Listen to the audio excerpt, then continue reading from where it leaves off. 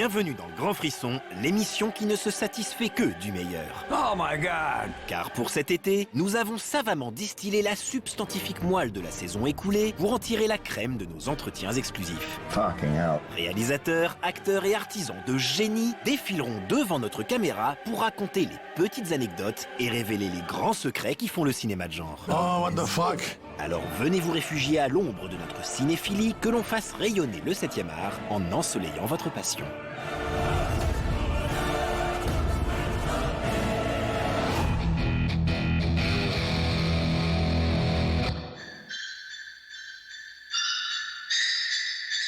Mr. Urioste. Are you still there? Yeah, I'm still here. Unless you want to open the front door for me. Do you really think you have a chance against us, Mr. Cowboy? Yippee-ki-yay, motherfucker.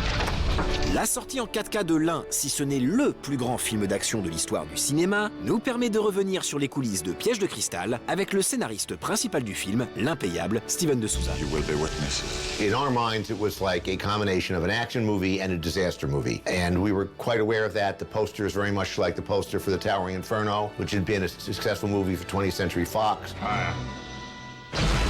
Outre ses précédents, Piège de cristal fut librement inspiré d'un roman publié en 1979. The original novel, Nothing Lasts Forever, was written at a time when the German terrorist gangs and the Red gangs in Italy and the Bader Meinhof gang, these were going on. And another element that was going on at the time was the now forgotten craze of CB radio. 10-4, 10-4, good buddy. Roger, over and out. Smokey's up ahead. Attention, whoever you are, this channel is reserved for emergency calls only. No fucking shit, lady! Do I sound like I'm ordering a pizza? So the character in the building was communicating with a gypsy cab driver who had a CB radio. To make it work for a contemporary audience, we sort of reinvented the thing. So we said, well, you know, if we said the terrorists are using the assumption that they are terrorists as a false flag, that becomes more interesting.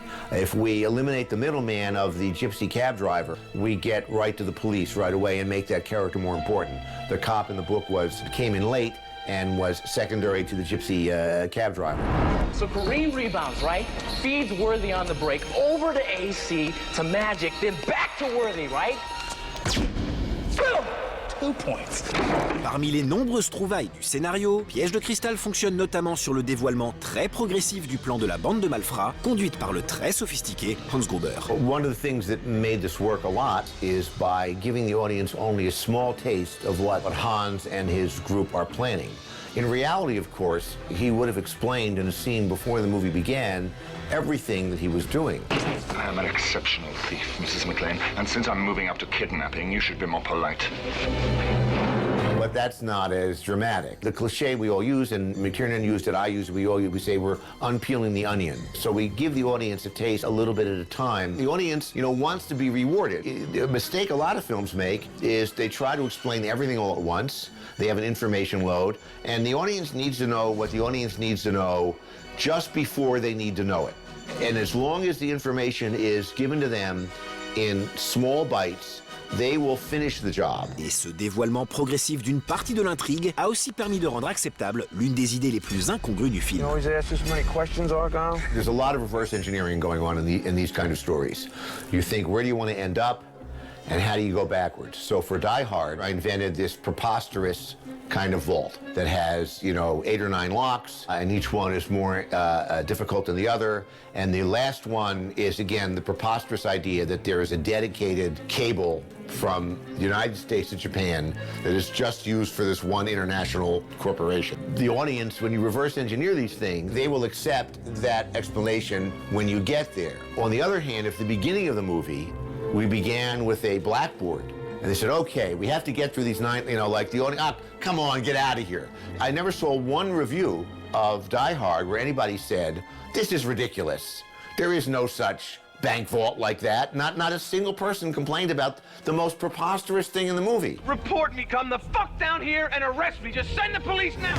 Piège de cristal a également fait date, en marquant une rupture avec les hommes d'action des années 80, des héros bigger than life que De Souza a lui-même contribué à créer. In the 1980s, you had these superhuman heroes where you had one man as an army, an unstoppable force. But Die Hard was now a more ordinary person who cannot work alone, tries to work alone, but at a certain point, like Gary Cooper in High Noon, at a certain point does get some help. The greatest compliment I ever got on the first picture was people came up to me after the first movie and said, I thought he was going to die. Souvent copié, jamais égalé, Piège de cristal a également généré une série de films pour lesquels De Souza n'a pas beaucoup d'estime. In my mind, maybe I'm like too provincial here or it's taking it too personal. In my mind, only the first two Die Hard movies fit the paradigm of the Die Hard IP, which is the story takes place in a very classic Aristotelian unity of time, place, and action. Both Die Hard and Die Hard 2 take place basically in 12 hours, from dusk till dawn. They both take place entirely in one location. In both cases, he is caught between the authorities and the criminals,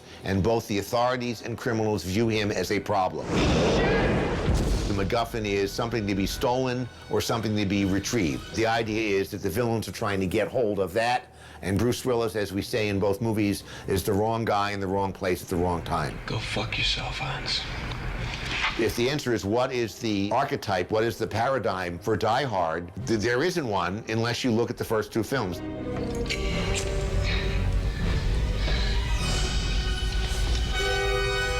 Go to the coast, we'll get together, have a few laughs.